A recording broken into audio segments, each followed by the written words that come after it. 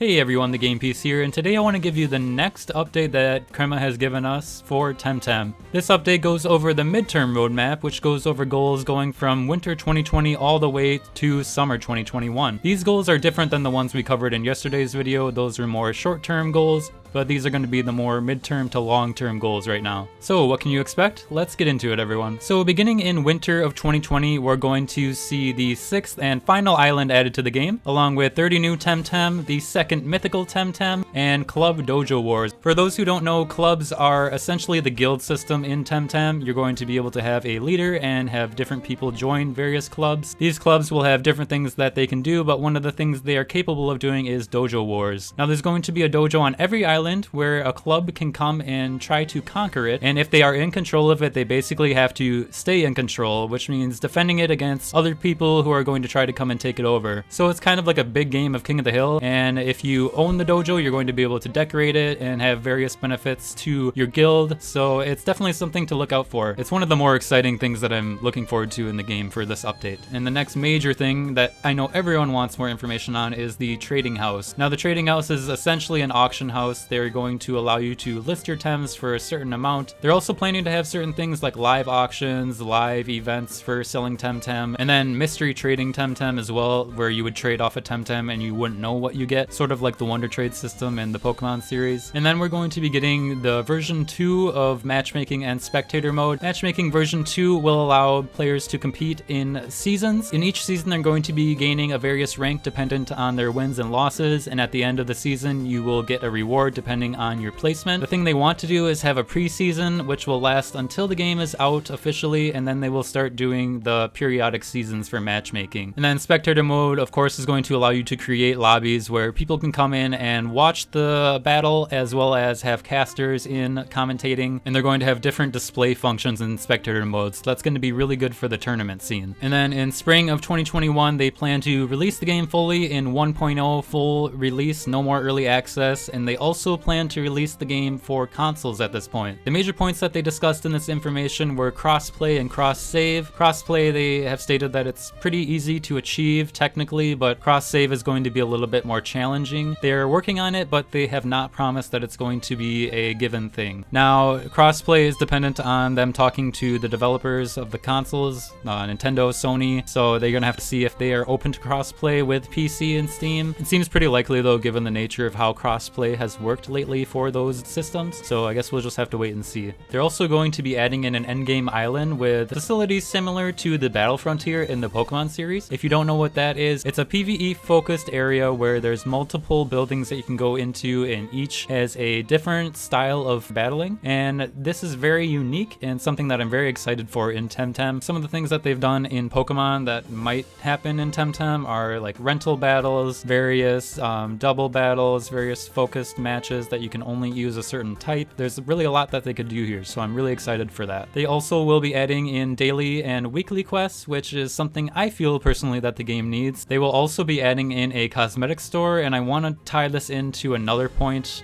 so let's move on to summer 21 as well. So I'm going to start off with that point, the cosmetics battle pass. So they're going to be adding various cosmetics and a cosmetic battle pass to the game. Now, none of this stuff is going to be pay to win or anything like that. It's going to be strictly cosmetic. It's going to be player clothing, housing, furniture, some emotes, and things like that. Nothing that's going to affect the stats of your Temtem or make them overpowered or give you an advantage in the game in that way. But to get into the battle pass after launch, they're going to introduce the system. So with a seasonal battle pass, you're going to be able to obtain seasonal cosmetics for free just by playing the game. It will also offer a premium version with more cosmetics and non-pay to win rewards. So you're going to be able to do the free battle pass for certain cosmetics, which is nice that they're giving players a way to earn this stuff without paying for it, but there also will be a premium version, which I have to assume the more wanted items will be included in. So I guess we'll have to wait and see how that turns out. But the most important thing to keep in mind here is no pay to win. They also will be adding in the Nuzlocke game mode for Temtem. For those who don't know what Nuzlocke is, if you have a Temtem and it faints, you lose that Temtem forever. You're also only able to catch the first Temtem that you find on any given route, so you have to kind of grind and train it up and make the most of what you get. It's a very challenging game mode that a lot of people seem to enjoy. They also are going to have PvP battles in this game mode, so if you do a PvP battle against another player and your Temtem faints, you're gonna lose them. So that's a really interesting kind of spin on it, so I'm really interested to see how this shakes out. An important thing to note here though with the Nuzlocke mode is that it's not going to replace your game save file. You're going to be able to create a separate character just specifically for this Nuzlocke mode that will run on separate servers that Temtem has. Also in summer of 2021, they're planning to add the third mythical Temtem, an arcade bar that they didn't really go into too many details with. I'm kind of curious as to see what that is, maybe some mini games. They also will be adding in draft PvP, which will be picking certain Temtem to play with, and that's a pretty interesting game mode that I didn't really expect to see in this game. And that about does it for the midterm roadmap for Temtem. I'm really excited for everything that they have on this, except for maybe the cosmetic store, depending on how that shakes out. But really, it seems like they have a pretty firm grasp on what they want to pump out and a certain time frame for when. I'm gonna state this again, this roadmap is not final. Things can be shifted up or things can be delayed. This is just a given time frame that they expect these things to be ready around. So what do you guys think? What are you most excited for in this batch of news? I'm personally most excited, I think, for the endgame island, the Battle Frontier-esque area, and also of course the 30 new Temtem and final island. Let me know what you guys think in the comments below. Are you guys excited for the future of the game? But if you liked the video, everyone, be sure to leave a like and subscribe for more Temtem content and guides in the future. Thank you guys so much for watching, and I hope you guys have a great rest of your day.